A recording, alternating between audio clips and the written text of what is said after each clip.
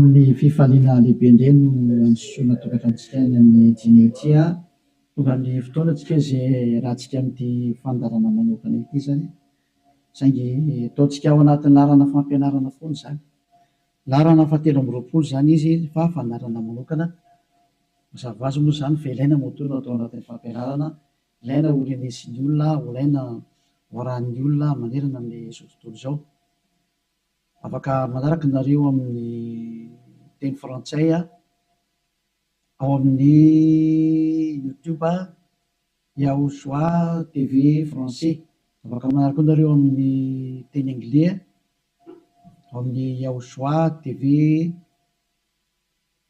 Yava Yaoshua TV zay mihitsy rehefa sita anglais zay ny chinois zany dia Yava Yaoshua TV chinois reo moa zany ny langy azorana dia malagasy moa zany ao amin'ny Yaoshua TV malagasy afaka mahita ny moa zany ny fandarana ianareo avetantsika aloha zany dia arikiva afaka metraka amin'ny telo mpiara-tanana Yava ho voninahitry ranomasina iariva afaka atsika saotra betsaka dadamarany amin'izao fotoana izao izay ahafana manazava mampianatra ny olona ny fahamarinana ho voninahitry ranomasina ilay andro ny fahamaliana fametrahana ny fahamarinanao fametrahana ny voninahitranao taio izao teny izao dadamala Yayava aroka ho hamarinanao mandrakariva ny teny ho voninahitry ranomasina isan'andro zany dia apetraka ho ampiara-tananao ny teny izay ambarako sy rehetra teny hozaraina amin'ny tsirairay avy ho fahafantarana ny olona ny fahamarinana dia ny fahamarinanao saotra betsaka dadamala Yayava amin'ny anaranao Yaoshua naovana izany teny rehetra izany amen.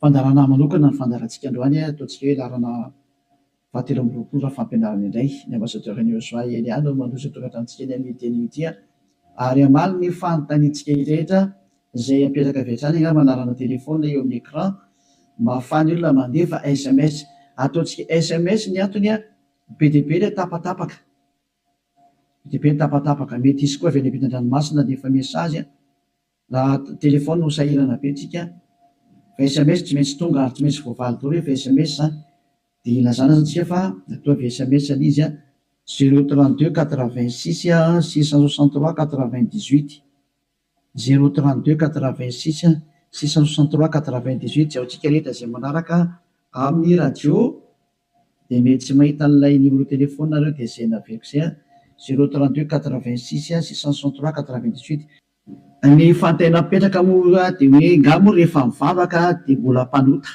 iza zany nampianatra an'izany teny izany zay moa zany ny lohateny ny fandarantsika androany izy moa zany milaza fa rehefa mpivavaka na hoe manaradia zany zanak'Andriamanitra zany dia mpanota ny dikan'izany afaka manota satria izay mihitsy moa zany ny tena iainan'ny olona sy arahan'ny olona mbola afaka manota mihitsy fa io zanak'Andriamanitra io rehefa maty dia noentiny daholo ny fahotana ary namela ny fahotana izy tamin'ny izy maty teo amin'ny hazofijaliana ary ny dikan'izay dia afaka manota foana amin'izay ny olombelona dia moa zany ny tena zavain'ny olona rehetra manerana azy tontolo izao zany zay ilay mpanaradian'i Jesosy rehetrarehetra zay hoe afaka manota daholo ny olona rehetrarehetra ary izy afaka manota iny dia ny antony dia satria efa ny zanak'Andriamanitra iny no ny fa mitondra ny fahotana sy ny karazany ka afaka manota intsony zany ataoko tena Andriamanitra vendrana be mihitsy ny fampirezidan repoblika raha mbola misy saina noho izy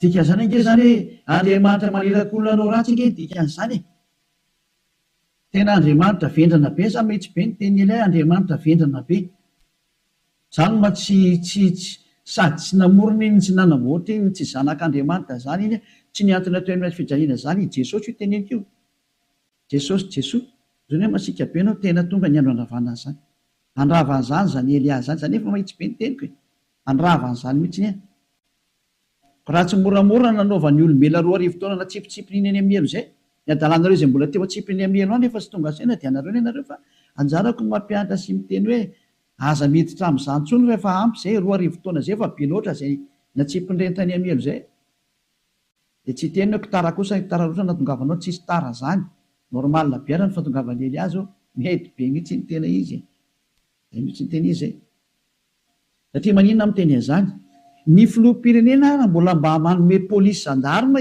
hiambina ny olona tsy hanao ratsy ary raha manao ratsy le olona tena gadrainy any am-ponja mihitsy nasiny ny tribonaly anaovana ny fitsarana ary mandefa olona any am-ponja ny mpanao ratsy dikan'izany tena mbola mandinika ny olombelona noho ny Andriamanitra tomponareo ary Andriamanitra tena manakotana fiarahamonina ny Andriamanitra nareo satria manirakolona anao ratsy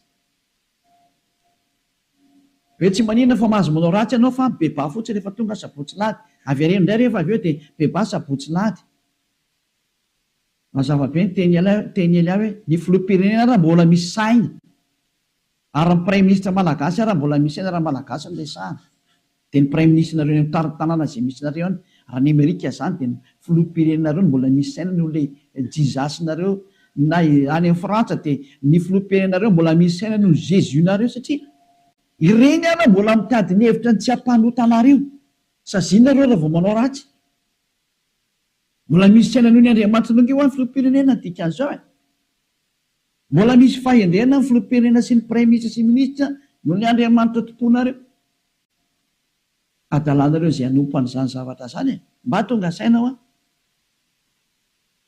melohan'ny mesazinareo moa zany dia ny anana nefako alolo hoe zatra tena mahavariana nge zany sady zany hoe ahoana tokoa moa ianao ve dia Andriamanitra ho no arahanao amin'ny mampamorona anazy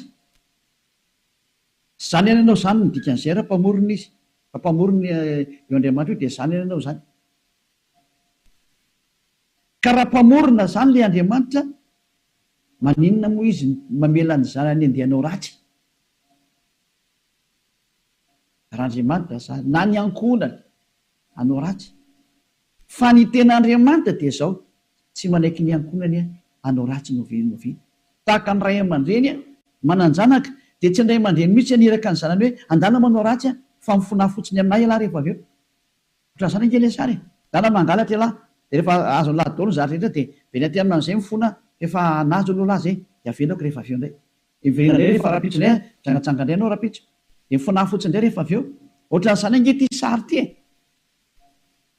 tsy mba Andriamanitra zany aminahy fa devoly manao an'izany hevitra zany tsy mba misy Andriamanitra ny teny an'izany zao ny teny le Andriamanitra marina fa za moa fampidirana taony ary teny entina tonga sainanareo hoe tsy izy mihitsy ny ty Andriamanitra ny tomponareo hatramin'izay ty fa mpiara-miasa amin'ny devoly zay moa le fampianarana tary amin'ny numéro 18 sy 19 zay mpiara-miasa amin'ny devoly io ny androny dia zao ilay tena Andriamanitra dia namoaka an'izao fanambarana zao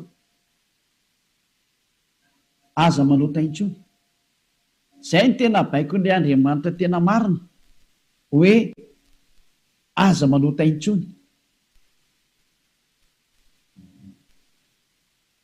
ka raha izay Andriamanitra tena marina zay ny namoaka an'izay baiko zay aza manota intsony zay ahoana moa zany ianao ny lasa mbola misy miteny hoe mahazo manota kambo fa netin'ilay zanak'Andriamanitra ny fahotanao dia afaka manota anao fa mibebaka fotsiny rehefa avy eo tena zany rehefa te ny feon-demony ny teny izy ohatsy rehefa tsika ny histoiran'ilay vehivavy janga ilay vehivavy janga any dia zao rehefa nijangatsanga izy dia tratra ny olona dia nomelohan'ny olona ary nandeha hovolora rehefa nentina teo amin'ny Jehosoa izy dia hoy Jehosoa hoe zay tsy nanota taminareo naoko hitorabato azy voalohany zany ny tenyilay zanak'Andriamanitra tena marina zay kanjo moa zany hiala daholo ny olona tsisy afaka nitorabato satria samy mpanota daholo dia izy amin'izay Jehosoa mantsy an'ilay olona hoe raha vehivavy eo nakaiza daholo ilay olona naiky hamonanao teo dia tsy isy eo intsony tompoko tsy nisy nanameloko anao va dia tsisy io tsisy dia hoy Jehosoa hoe za koa tsy manameloko anao tsony teo zany le fanadiovana teo za tsy manameloko anao tsony zany hoe nodiovina le vehivavy nomboka teo hoe za tsy hitondra fanamelona anao tsony fa izao kosa manomboka eto aza manota intsony ianao izany hoe izay olona ny fanena tamin'ilay zanak'Andriamanitra tena marina dia nahazo an'izay teny izay taona hoe manomboka eto aza manota intsony zay ny tena ny fanena tamin'ilay zanak'Andriamanitra marina matoa zany nareo mbola manota mandrak'androany tsy ilay zanak'Andriamanitra tena marina ny fanena taminareo fa devoly ny fanena taminareo alay tomponareo tena devoly akitsira fotsiny zao Laovaka itsika zay tantara zay. Zay ihany dia fampiandiniana ireo ny zavatra rehetrarehetra san'izay. Zay ihany dia ampiandiniana ireo ny zavatra rehetrarehetra zay. Raha jerevantsika mba ampidirina kely angamba ty teknisianina. Jaona 9 andininy fa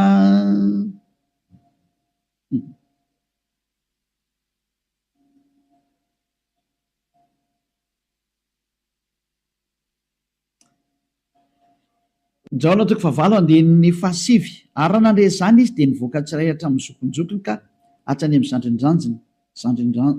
zandrinjandriny ary Yahosoa irery ihany no sisa teo sy ilay vehivavy ka rehefa nitraka Yahosoa dia izy taminy raha vehivavy aizy ireny tsy nisy nanameloka anao va ary hoy izy tsy misy tompoko dia hoy Yahosoa za koa tsy manameloka anao zay le hoe le famindram-pony mandeha voalohany dia izy hoe za koa tsy manameloka anao ary eo rinany le famindram-po amin'izay na le fanadiovana le teny manafaka anao dia misy toyny le teny hoe mandehana ary amin'izao sisa izao aza manota intsony zay zany ny toy ny teny Yahosoa hoe aza manota intsony ao aorianan'izao zahatra ny eolanao tamiko zao aza manota intsony ianao zay ny voalazany teny marina zany zay le hoe tsy maintsy mandeha le famindram-pony Yahosoa le fanadiovany aorianan'izay aza manota intsony aneny Jesosy kosa dia manontà foana fa rehefa avy eo mifona indray dia manontà ihany dia mifona jerevantsika deo aloha zay melony natongavany SMS nareo amin'ny fanontanianareo hoe nga moa mbola mahazo manota rehefa tafaraka amin'io Andriamanitra marina io fa ny teny ny devolo miteny hoe mahazo manota fa le Andriamanitra marina miteny hoe tsy mahazo manota intsony dia dinio zay miaraka aminao zany manao koiza le miaraka aminao eny izy zay natsika aloha hitodika indray tsika any amin'ny teny manaraka indray indray tsika aloha hijery indray tsika aloha Jaona 5 Jaona 5:14 rehefa afaka izany dia hitany Yahosoa teo an-kianjan'ny tempolo raha lehilahy dia hoy izy taminy ino efa sitrany ianao aza manota intsony fa andraho anjoanao zay ratsy nohony teo teny faharoa navoaka ilay tena zanak'Andriamanitra tena marina izay hoe mba tsy anjoanao ny ratsy nohony teo dia aza manota intsony ianao zany hoe zay olona ny fanena tamin'io Andriamanitra marina io zany le zanaky ny avo indrindra le tena izy dia ny tenenany hoe aza manota intsony fa andraho anjoanao ny ratsy nohony teo aza manota intsony fa andraho anjoanao ny ratsy nohony teo zao ny voalazany soratra masina ato hoe aza manota intsony fa andraho anjoanao zay ratsy nohony teo izany hoe mazava be zany ny tenin'ilay zanak'Andriamanitra fa rehefa tafaraka aminy dia tsy mahazo manao ratsy intsony zay zany le tena tafaraka amin'io zanak'Andriamanitra io tsy manao ratsy intsony dao tsika aloha itsan'ny teny manaraka indray tsika aloha roa zany zay ny ahitantsika hoe tena tsy mahazo manao ratsy hoe tafaraka amin'io Andriamanitra io zany vakentsika indray ny Jaona 1 dao ndraiky itsika mbola hijery teny hoe ahoana marina ny teny io zanak'Andriamanitra io hoe mety ve le manota zany andao hidirantsika indray amin'ilay Jaona 1:1 ato indray tsika fa ity ny fefenan'izy menakavy ao amin'ny 9 ato daholo Jesosy no miafina ty ny fefenan Jesosy ty Jesosy tena zahatra tena tsy izy mihitsiny Jesosy Jesoa ity ny afenany Jaona 1:1 mihaino daholo zany Jesosy menakavy amin'ity teny ity raha hoy isika tsy manana ota isika dia mamita tena ary ny marina tsy atao anatintsika zay zany aloha zany ny teny voalohany zay hoe raha tsy manana ota ny ontsika dia mamita tena ary ny marina tsy ao anatintsika fa raha miaiky ny fahotantsika isika dia matoky sy marina izy ka mamela ny fahotantsika sy manadio antsika ho afaka amin'ny tsy fahamarina rehetrarehetra zay dia toy izao ihany raha hoy isika tsy nanota isika dia mampandainga azy ary ny teniny tsy atao anatintsika dia io faran'io nitazomo zareo amin'izay hoe raha hoy isika hoe tsy nanota isika dia mampandainga azy ary ny teniny tsy ao anatintsika tazomin'ny Amerikanina io frantsay ny anglisy ny alemaina malagasy ny afrikanina rehetra zao tontolo zao dia miara-mitazana io teny io ka miteny hoe tsy maintsy manota hony araka ny tenin'ny apôstôly John. Ary raha ohatra ny sanatrehan'izany apôstôly John tokoa nampianatra an'izany, efa any amin'ny elo John mizoatsika amin'ny teny zao ary mitony kitoza araka ny teninareo. Raha tena izany tokoa ny tia nitenenina tamin'io. Raha i John no nitarika ny olona hanohitra ny tenin'ny Yehosoa, ilay zanak'Andriamanitra tena marina, ka ny teny zany John zany nanohitra ny tenin'ny Yehosoa le hoe aza manota intsony fa andrao anjoanao ny ratsy noho teo.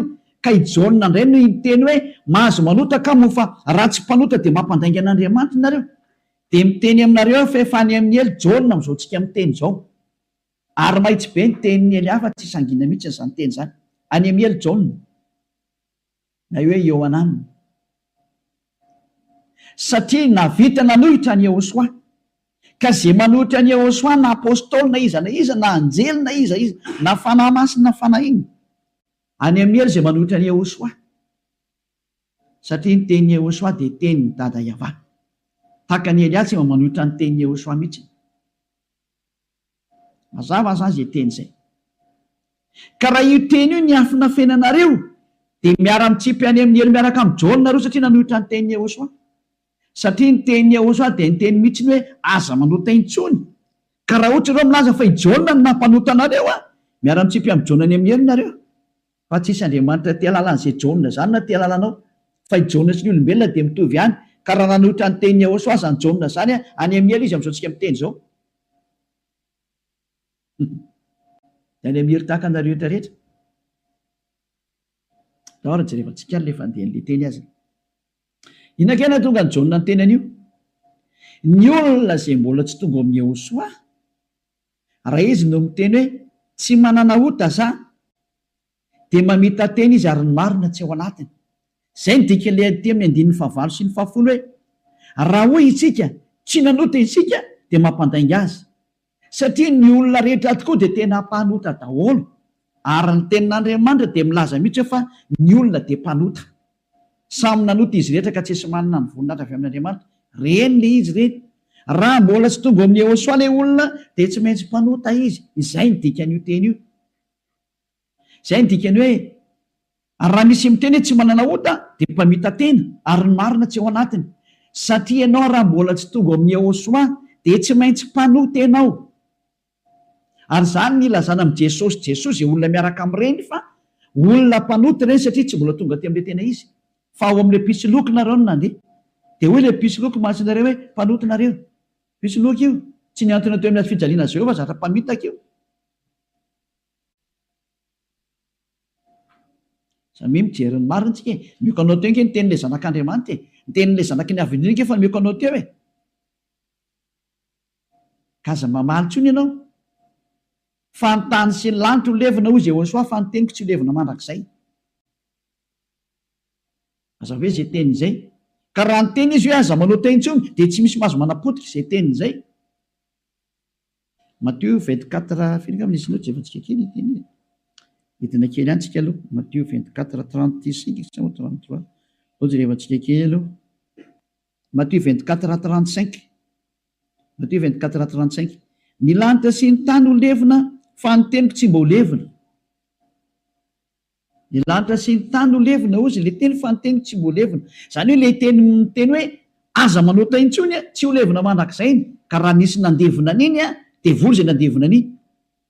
Raha nisy ny teny zany hoe tsy maintsy mpanota nareo ka, tsy maintsy manota nareo ka, dia manohitra an'ilay teny ilay zanak'Andriamanitra amin'ny teny hoe aza manota intsony. Ka raha misy zany nampianatra nareo hoe tsy maintsy manota, dia ny kontra n'io tenin'ilay zanak'Andriamanitra marina io, ary rehefa ny kontra ny teniny dia devoly izay nanohitra anazy. Satria ny teniko izy tsy azo levonina. Zany tonga namiteny hoe tandremy ianao tsy misy John ny teny taminao mihitsy hoe ndany ianao manota fa ny agiginao mahatonga anao miteniteny foana eo. Ianao no te hanao zavatra tsy manjary amin'io Andriamanitra marina io. Ianao no te hanao ratsy ihany dia ilay Andriamanitra marina no endrikendrehanao. Daholo aloha tsika anaraka an'ilay teny zany. Ohatrany ohatra mafimafy be ny teninao ambassadeur. Tena tsy mafy zany. Any raha ny mora indrindra tokony renisy ny sofinao zany fa tokony mafimafy noho zany no tokony hoeninao satria be izay nahadalana nataonareo izay hoe tsy hoe verina rehefa faly aminareo Andriamanitra tokony fampianarana io. izy very miteny hoe za manota intsony de nareo nefa ry mamaly hoe tsy maintsy manota fa tsy possible mihitsy izy zany. Nareo no te araka amin'le Andriamanitra tsy izy nareo any de ny famarina le Andriamanitra kosa ny potipotenareo. Iza mampanaonao an'izany kosa ny ianao? Daoary Jaona voalohany toko voalohany 9:9.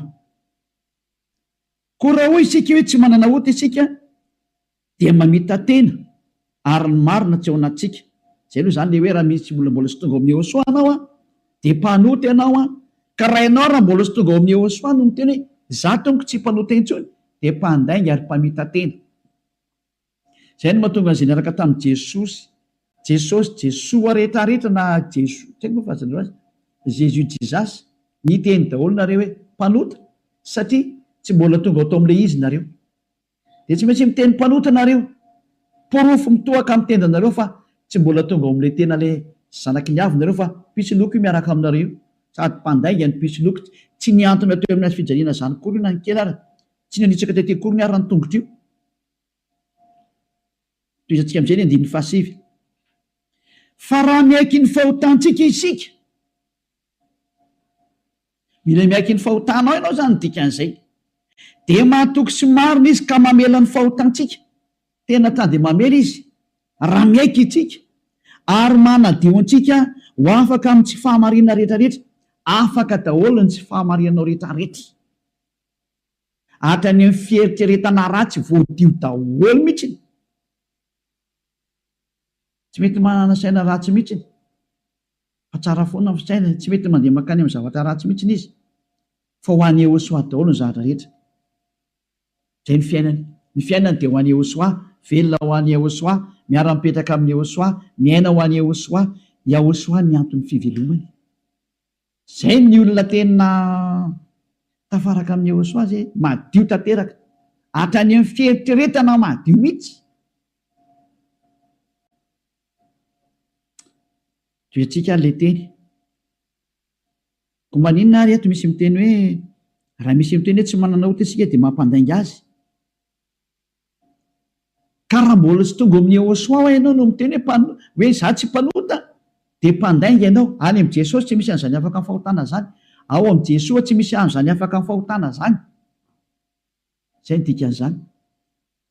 Dia itoy amin'izay ary io teny eo amin'ny Jaona voalohany toko voalohany io notohizan'ny Jaona io ry amin'ny Jaona voalohany toko 7 fa tsy najanony teo fa notohizana ry amin'ny toko 7 amin'izay zany hoe nitoy io teny io fa tsy nijanona teo ao amin'ny toko 7 dia ao amin'ny 9:4 amin'izay no jerevantsika 9:4.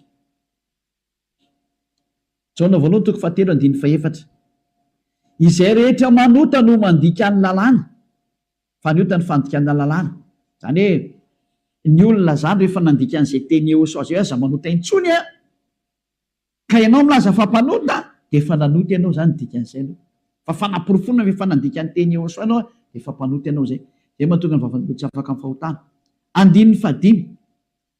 Fantatrareo anefany fa izy no naseho hanaisitra ny ota, io ara le teny nanaisitra ny ota ary izy ary tsy mba misy ota mihitsy ao aminy. Zany hoe rehefa ny olona zany no tonga ao aminy dia tsy misy ota mihitsy ny ao aminy.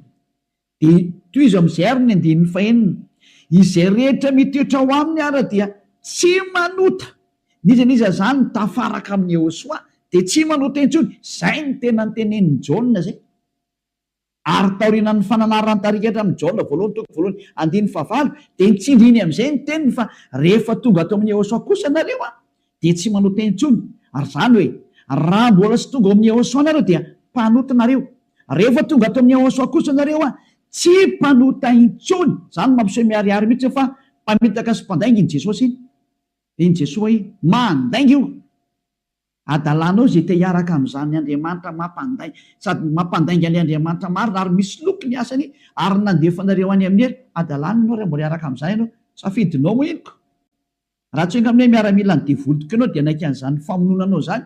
Fa raha olombelona normal mahaino ny hery amin'ny teny tonga saina daholo ary tsisy manaiky fitahana intsony. Adino meko anareo ny fanaporofona.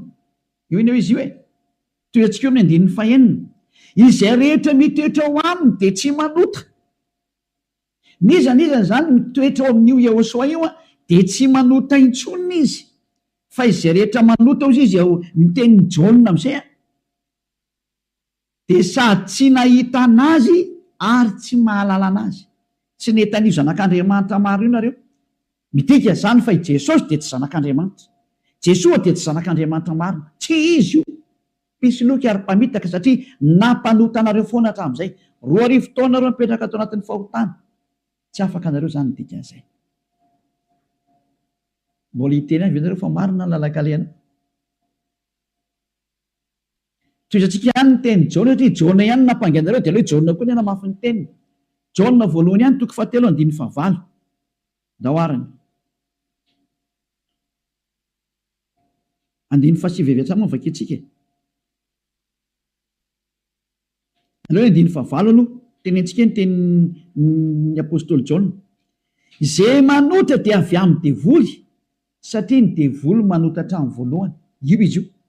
Niza zany manota dia avy any amin'ny devoly zay satria efa tonga Jehosoa manala ny fahotana. Zay manota am'izay izy Jehosoa am'izao dia avy any amin'ny devoly izy. Ianao zany rehefa mpanota dia avy any amin'ny devoly ianao. Mpitondra fivavahana ianao. Milaza ianao zany fa mpanota ny olona. Avy any amin'ny devoly ianao.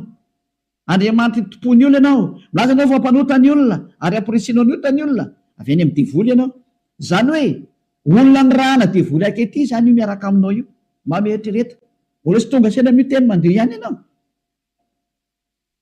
Asakasakanao aloha fa zay le fandarana androany fanavotany ity. Niendry mahita loza kamery ny adala mandroso kavoa.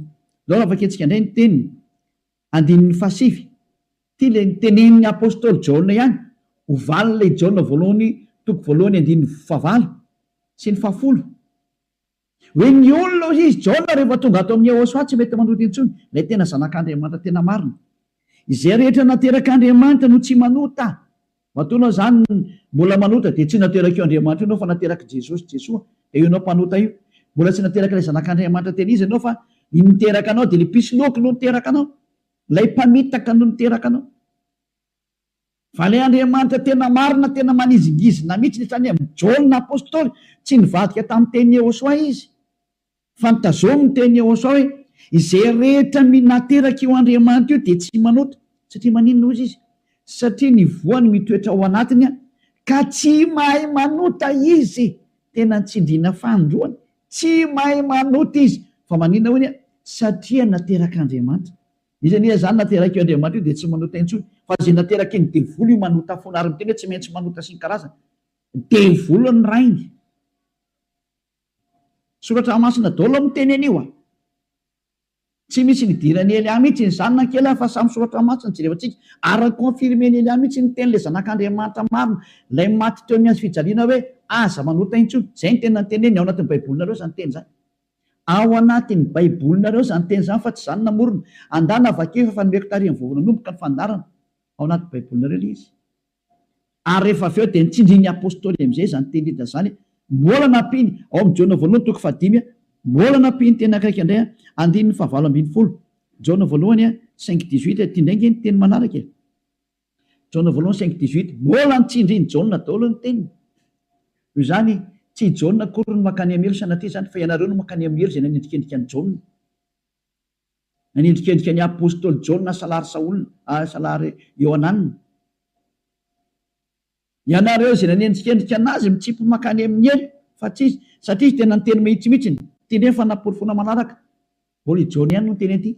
Fantatsika fa izay rehetra nateraka Andriamanitra dia tsy manota.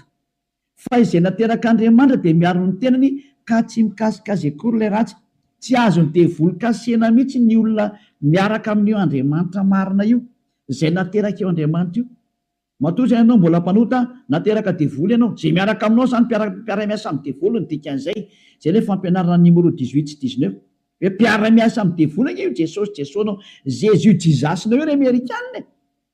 Ary frantsay ry anglisy avy any aminareo fampianarana io. Nareo no tonga niniditra nakety atody kely amakany aminareo mihitsy n'izao ny teny. Ahoana io teny io? Nampianaranareo dao zao tontolo zao lasa mpanota. Ahoana? Pozinareo ny olona. Zao le Jesosy nareo zao. Vao tsy tonga saina ihany. Vonoanareo daholo ny olona teto ambony ity tany ity. Matinareo ohatrany amin'ny malagasy rehetra rehetra. nampidirina ireo zava-dosany teto amin'ny tanin'ny malagasy, tany amin'ny tanin'ny frantsay, tany amin'ny tanin'ny anglisy, izy tompony ihany moa zany. Andriamanitra tsy izy natsofoko ny tena mampalahelo le sary misy. Velantsika any zany rehetra zany fa ny eny ao mahita losaka meny adala mandrosika voe. Toy antsika amin'izay ny teny ary tia nentiko amarana anazy dia afaka miditra daholo amin'izay tsika amin'ny mesazy satria efa 37 minutes izay ny resako dia afaka miditra daholo amin'izay nareo. Araka ny bokin'ny misy ny Hebreo toko 10 andininy 420 ho an'ireo izay milaza fampanota na hoe mifona dia mivavaka dia mifona dia manao ratsy dia mivavaka dia manao ratsy dia mifona moa manao ratsy dia mifona dia manao ratsy dia mifona. Ity ny tenin'Andriamanitra nomena anareo ho an'ilay olona manao an'izany adalana minimanota zany nampianaran'i Jesoa anareo. Jesosy dia jereo zava-doza amina tambo tena fanohitra amin'ny soratra masina mihitsy nge teny izy. Dia hoe tena devolona nampianatra anareo an'ity resaka hoe tsy maintsy manota ity. Nareo ny tsy afaka dia ilay Andriamanitra marina ny endrika andianareo. Ny teny demolona ny tazominareo. Izay koa ny tena point ambony indrindra ato amin'ity fiarahan'Andriamanitra ity satria Andriamanitra io tsy mihaino mpanota. Ka le manafaka anareo amin'ny fahotana mihitsy tsy ekeny hatramin'ny farany mihitsy, tsy eken'ireo devoly ireo. Ary izany ny fampianarana alefan'i Jesosy aminareo Jésus hoe aiza tao afaka amin'ny fahotana mihitsy ny fa io no tena sakafon'ny zareo. Satria raha vao afaka amin'ny fahotana tafaraka amin'io Andriamanitra io avy hatrany. Ataony tsy afaka ao mihitsy nareo. Satria sady mpandainga ny mpangalatra ny mpisoloky ny mpiteny ratsy ny mpanao teny vetaveta tsy haiko intsony izay ataonao rehetrarehetra any. Izany ny faratsianareo. Andininy 420 Hebreo toko 10 Hebreo 10:26. Fa raha minimanota isika rehefa nahazo ny fahalalana tsara ny marina, minimanota. Ny atao hoe minimanota dia mifona androany dia mamerina rapitso. Mifona indray raha afaka-pitso, mamerina ny ambadika an'izay. Mifona amin'ny sabotsy, mamerina alatsinainy. Mifona amin'ny lahady, mamerina amin'ny zoma. Izany ny atao hoe minimanota raha tsy hainareo. Dia cercle vicieux miverina eo foana io. Ianao mihitsy n'izany voateny izany. Ianao izay mijery sy mihaino anahy io. Ary le tena tsy te hiaino, kanefa tsy maintsy mihaino anao fa mamono anao ty teny teny. Ty teny ty ny mamono anao sy mamely anao na manavitra anao. Rehefa ranao ny teny marina ny Yehosoa ilay zanak'Andriamanitra marina hoe za tsy hanota intsony dia anatona ty amin'ny Eliana fa tena ho afaka ianao rehefa maka ty. Dia afaka ianao zay. Tsy mamono anao ty teny ty. Fa rehefa tsy lalà kosa ianao ary tsy vakianao aloha ty dia izao teny henonao zao na ho tapenanao aza ny sofinao na isitrika anaty lavabato ary ianao tsy te hiaina alefanao anatin'ny tany leonao ohatra ny Aotrisy, mamono anao foana ty teny ty. Tsy afaka eo mihitsy ianao ninina ao ataonao. Teny marina nge ty ao anatin'ny baibolina nge ty daoarany. Raha minimanota isika rehefa nahazo ny fahalalana tsara ny marina dia tsy misy fanatitra noho ny ota intsony, tsy misy fanatitra ho anao intsony. Ndre mandeha ihany zany ianao mahazo ny famindram-po io. Dia ny aoriana izay tenin'ny famindram-po izay ohatra nataon'ny Yehosoa hoe za tsy manameloka intsony, na hoe natao batisa atao amin'ny Yehosoa dia afaka, zay le tena izy zay. Dia izy amin'izay le zanak'Andriamanitra marina hoe tsy misy fanatitra noho ny ota intsony fa fiandrasana mahatahotra amin'ny fitsarana ho tsaraina ianao zany, ary fahatezerana mirehitra izay andaniny fahavalo rehetra kosa. Lasa nivadika fahavalo ianao. Ny olona minimanota sy mpanota zany dia fahavalon'io Andriamanitra marina io, ary miomana ianao amin'ny fandorana anao, ary miomana ny amin'ny fitsarana izay milezana anao. Zay le hoe aza mba maty ianao ho hitantsika eo ny toyny. Nefa ny teny izao mbola velona zao dia efa mandeha ny fahamaliana. Tsy misy an'izany miala mora zany intsony zao tadidio zany. Andro ny fahamaliana zao, efa tapitra teo ny andro ny fangina, andro ny fahamaliana zao. Zay rehetra nanao an'io Andriamanitra marina sy nanambany sy nanao ratsy amin'io Andriamanitra marina io zany, nanao tsinitsinina ny teniny sy nanambany ny teniny ela rehetrarehetra, tsy misy hafamaina zany intsony zao. Nanao tsinitsinina ny teniny sy ny asany rehetrarehetra, aza mamana tena zany hoe miala maina zany. Nanao kasiparana ny teniny, izy milaza fa afaka amin'ny fahotana izay miaraka aminy. Ianao ry maneritra hoe tsy manino, tsisy an'izany fa ama olombelonao mikomprendre anao izy. Taiza nisy Andriamanitra mikomprendre anao? Raha ny komprendre izy tsy nalefa ny safidrano, raha ny komprendre izy tsy nalefa ny dao zao karazana aretina zao, raha ny komprendre izy tsy nataony maty ianao, ary raha ny komprendre izy tsy natsipiny amin'ny helo ny olona, ary raha ny komprendre izy tokony tsy nandevoziny zanak'Israely fa nandevoziny hatrany mandrakizao mbola mijaly foana na niverinao amin'ny tany izy mbola fahoriana foana. tsy micomprendre anao zany io Andriamanitra io fa asory anatin'ilay atodoanao zany. Tsisy Andriamanitra micomprendre anao zany. Ty ihany ny fantany aza manota intsony zay niteneny dia tazoma rehefa te ho any aminy. Izy koa ny tompony lanty eo ka tsy anao nitsotsotso makany. Efa niteny izy fa masina ny Andriamanitra reo ary zay raka amiko tsy maintsy masina tahaka. Zay ny dika ilay hoe Matthieu 5:48. Matthieu 5:48 aoko tanteraka ianareo. Aleo zay ny amaranantsika azy tanteraka. Matthieu dia afaka miditra amin'izy nareo mesazinareo mba hafany be sy ny maro tafiditra daholo dia amaliko anazy. Matthieu 5:48 koa amin'izany aoko tanteraka ianareo toy ny fahatanteran'ny rainareo zay any an-danitra. Ianao zany dia efa nomeny Yehosoa baiko hoe rehefa teo any amin'ny lanitra ianao aoka ianao tanteraka atao ny sitraponao atete an-tany tahaka ny any an-danitra any amin'ny lanitra ambony any zany. Manomboka eto ianao zany dia tsy maintsy tanteraka. Dikany tanteraka ao amin'ny teny Anglisy dia hoe perfect. Ary ny teny frantsay hoe parfait. Ianao zany mila parfait, perfect, tanteraka ozy ny tenin'Andriamanitra rehefa teo any amin'io Andriamanitra marina io. Fa ny olona zay tsy parfait tsy mahazo miditra makany zany. Ozy hoe ianao zany parfait mihitsy. Madio zany eritreritranao, voalazanao, madio be mihitsy ny eritreritra tena ho any Yehosoa reherery ny zavatra rehetra momba an'izany Elias. Donc efa kitsika teny zay hoe madio ohatra ny mieritreritra any bokin'ny Hébreu any angambany izy. Jevantsika Hébreu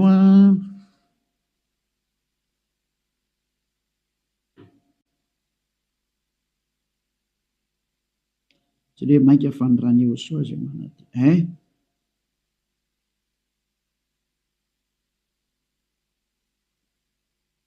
Izay mosany manadio ny eritreritra. Vakitsika amin'noko amin'ny 9:12 zany dia hatrary amin'ny 9:5 zany ty. 9:12. 16-17. Lova vakitsika amin'noko amin'ny 9:11. Hébreu 9 dia amin'noko amin'ny 9:12. Fa Yehosoa kosa Hébreu 9 manomboka amin'ny 11 ka hatramin'ny 17 eo na 18 angamba vakitsika eo daholo. Fa Yehosoa kosa rehefa tonga ho mpisorona be ny amin'ny zatra tsara ho avy dia namaky teo amin'ny tabernakely lehibe lavitra sady tsara lavitra zay tsy natao tanana, zany hoe tsy misy an'izao zavatra rehetra izao. Ka tsy mba nitondra ranosy lahy izy na ranjanak'omby fa ny rano tenany dia niditra indray mandeha ho any amin'izay fitoerana masina ka nahazo fanavotana mandrakizay. Vadindrindra fa raha ny ranosy lahy sy ny ranombolary ny lavenom-batotrony vavy avy afafy amin'izay voaloto no mahamasina hatrany amin'ny fanadiovana ny nofo maika fa ny rany Yehosoa zay nanatitra ny tenany tsy manantsinon'Andriamanitra tamin'ny alalan'ny fanahy mandrakizay no adio ny fieritreretanareo ho afaka amin'ny asa maty mba hanimponareo an'Andriamanitra velona. Tsy tonga tany amin'ny 15 tsika efa teo amin'ny 14 dia hitantsika ilay zany io izy io. Zany hoe madio hatrany amin'ny eritreritra rehefa tonga amin'ny Yehosoa. Tsy misy maloto zany intsony eo aminazy. Afaka daholo ny zava-detra. Zany ilay tena Andriamanitra tena marina zany. Izay ilay tena niantona teo amin'ny fijaliana, izay ilay tena nandatsaka ny rany, izay ilay tena zanak'Andriamanitra marina indrindra. Izay ilay niteny hoe aza manota intsony ny anarany Yehosoa no anarany. Zao toriny Elias. Tsy azo ovaina koa izay anarana izay satria tsy misy anarana hafa nomenan'ny olona mba halanitra zao na famonjena. Ka rehefa Yehosoa ny anarany tsy azo ovana zavatra hafa intsony zay. Ary Yehosoa rery navita nafaka amin'ny fahotana, tsy azonao ovaina zavatra hafa na atao ovaina atao parallela zavatra hafa. Devoly manao an'izany, mbola devoly koa manao an'izay. Io nareo tsisy afaka amin'ny fahotana io. Fa zay nanatona ny Yehosoa rehetra tamin'ny alalan'ny Elia ankehitriny, afaka amin'ny fahotana daholo ary tena madio be daholo tsisy tsinontsony.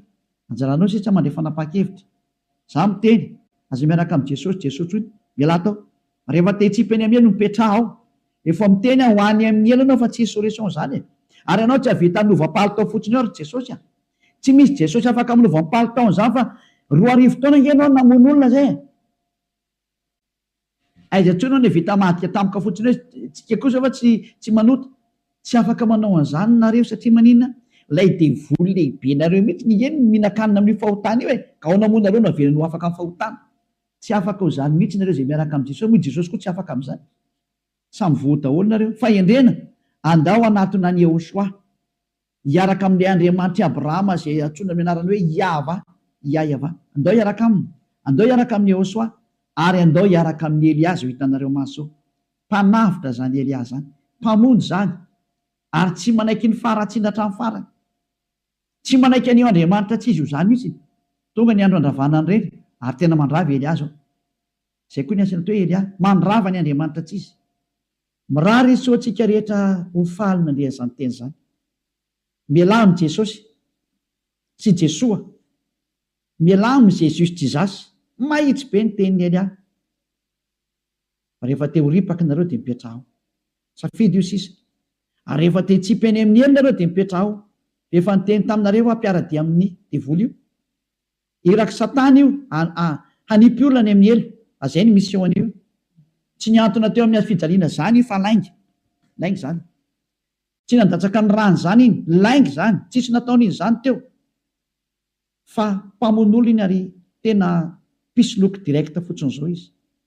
Ny rahan'ny Satana izy amitaka anao mba ino zavatra tsy izy, ary anamboatraboatra lalana hoe Andriamanitra mpamindra fo ka mazo manao ny adalànao ianao fa mpamindra fonga io.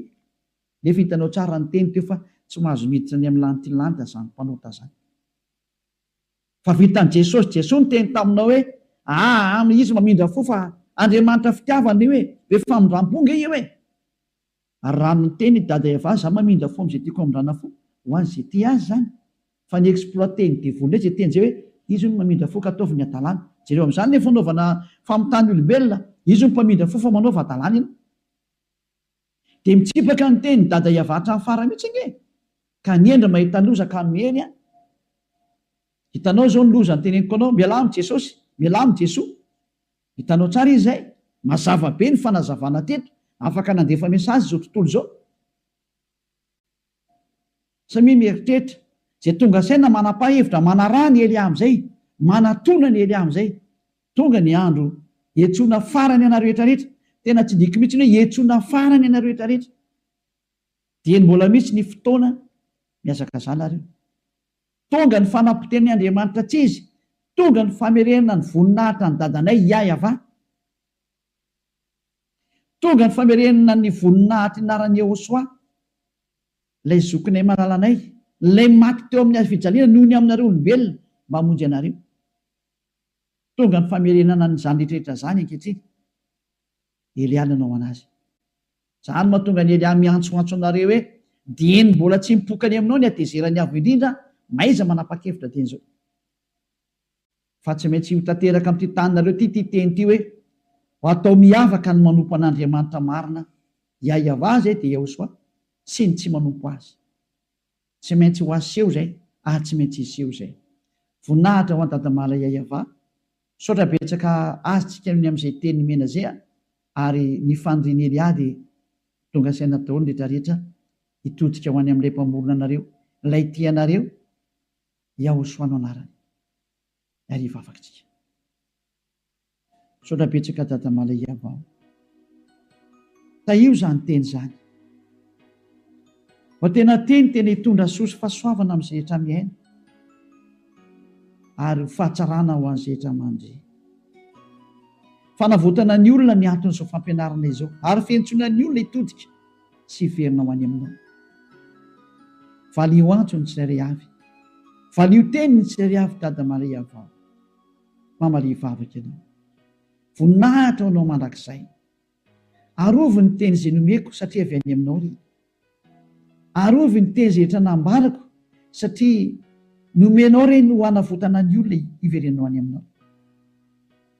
Sokafy hatrany ny varavarana maidirana izay mbola afaka miditra dada malalo Yahva. Vonjeo izay rehetra fatady ho faty, mba ho tonga soa aminao Yehosoa. Voninahitra ho anao mandrakizay. Amin'ny anaranao Yehosoa anaovana ny vavaka sy ny teny rehetra. Halleluia. Amen. Dia miraha sotrera samy teny Yehosoa ho amin'ny fitohizan'ny fiarahantsika manaraka indray. Fiarahana.